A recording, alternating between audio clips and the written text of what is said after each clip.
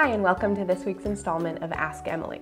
Starting with a question from Alice, who asked, I'm going to meet my boyfriend's parents for the first time this upcoming weekend. Should I bring something, like a gift for the mom? If yes, any ideas on what to give her? Help. So I always think a nice hostess gift is a really good idea. And in this case, I would probably ask your boyfriend if there are any things that his parents particularly like and go with that. But in general, as a rule of thumb, if you're visiting from out of town, I think bringing something from where you live is always a really nice idea, something that you love. I like to bring some local coffee from a roaster, or if there is a candle maker, bring a really pretty candle. But you can always go with something like a bottle of wine or flowers, and it'll always be a hit. Marae wants to know, what were the major challenges you faced when moving in with your now husband? So considering that my husband and I are both only children and fiercely independent, it was surprisingly seamless and pretty simple to move in together. That being said, I would say the biggest challenge was merging our things together.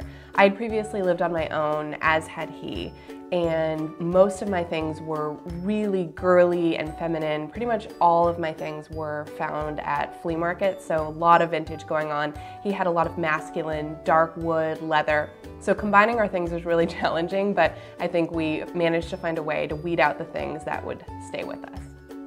Ashley asked, Hi Emily, before you became a full-time blogger, how did you manage to take great outfit posts? Wasn't it hard to coordinate after working all day?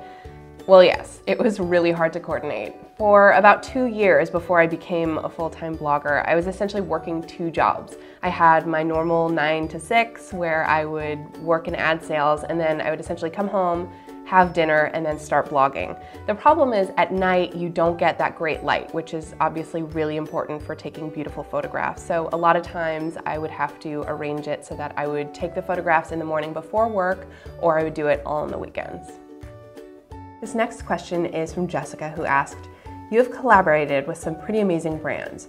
What was your first partnership, and do you have any tips for bloggers who want to start working with brands? Well, my first experience was a really crazy one. It was with Coach in 2010, and I was asked to design a bag with them. It is still to this day one of the coolest experiences that I've had. That being said, when it comes to working with brands, the first thing is to make sure that it's a good fit and that it's authentic with the kind of content that you're creating on your blog.